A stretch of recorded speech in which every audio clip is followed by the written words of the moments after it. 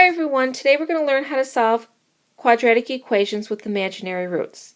Now let's go over imaginary roots. Imaginary roots means that the parabola is not going to touch nor is it going to intersect the x-axis. So your roots are not going to be real and they're not going to be rational and they're not going to be irrational. They're going to be imaginary. So you're not going to be able to factor in t-bar to solve for the roots in this case, and you won't be able to even round your answers to the nearest tenth, hundredth, thousandth.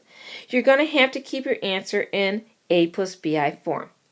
All right, pause the video, copy down the directions, and then come back and we'll start number 1 together. According to the directions, we're supposed to make sure that the equation's in standard form. Well, if you take a look at number 1, it's in standard form as much as I'm going to get it. So let's assign our values of a, b, and c. A is going to be a 1. There is no b value, so b in this case will be 0. C is also 1.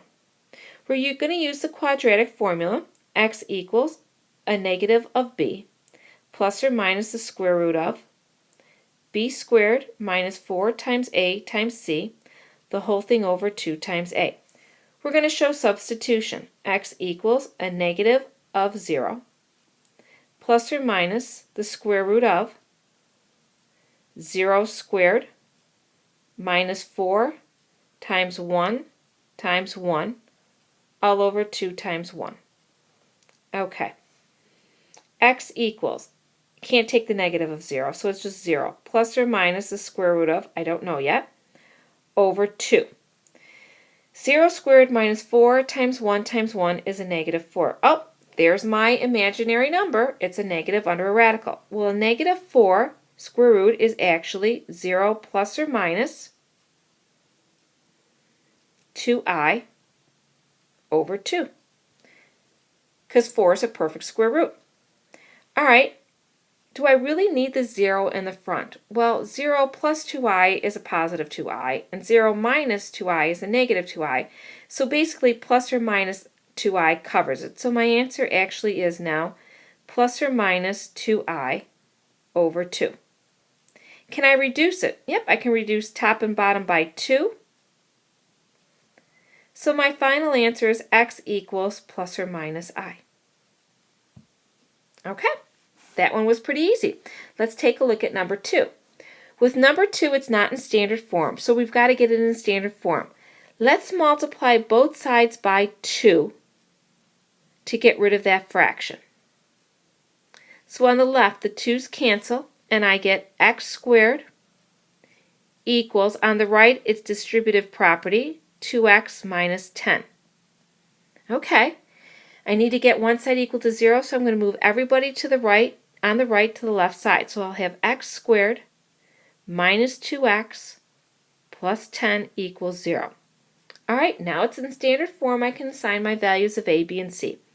A is 1, b is a negative 2, c is 10. Quadratic formula, x equals a negative of b plus or minus the square root of b squared minus 4 times a times c all over 2 times a. X equals a negative of a negative 2 plus or minus the square root of negative 2 squared minus 4 times 1 times 10 all over 2 times 1. Okay, so x equals negative of a negative is a positive 2 plus or minus the square root of, I don't know yet, all over 2 times 1, which is 2. All right, negative 2 squared minus 4 times 1 times 10, enter into the calculator, you get a negative 36.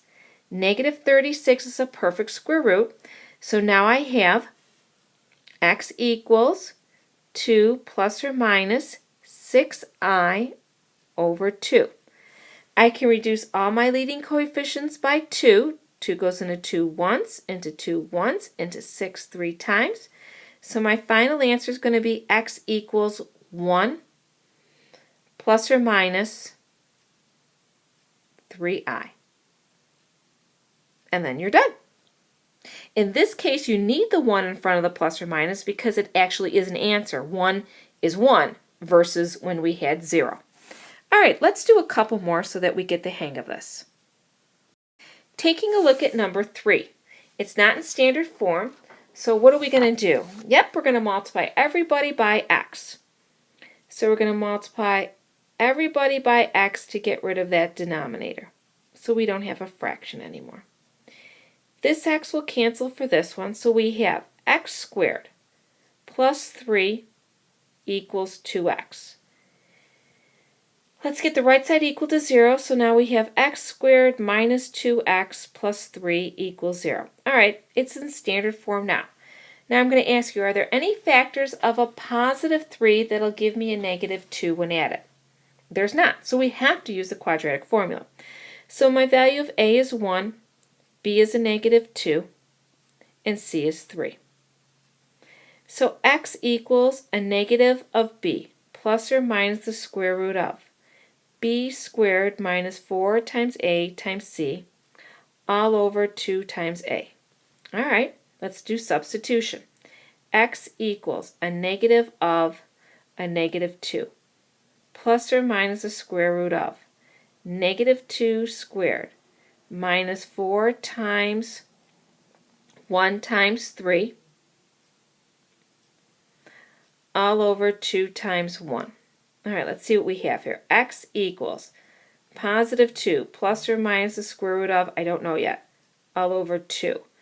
So in the calculator, negative 2 squared minus 4 times 1 times 3. Don't forget to put the negative in a set of parentheses and end up with a negative 8. Okay, it's not a perfect square root, so we got to simplify this. X equals 2 plus or minus, for 8 we're going to use 4 times 2 times a negative 1 over 2, which will give me 2 plus or minus 2i radical 2 over 2. All the leading coefficients, or the guys on the outside, can be reduced by 2. 2 goes in 2 once, in here once, in here once. So my final answer is going to be x equals 1 plus or minus I radical 2. And we're done. All right, number 4, I'd like you to try on your own, and then bring it into class tomorrow, and we'll see how well you did. Have a good evening.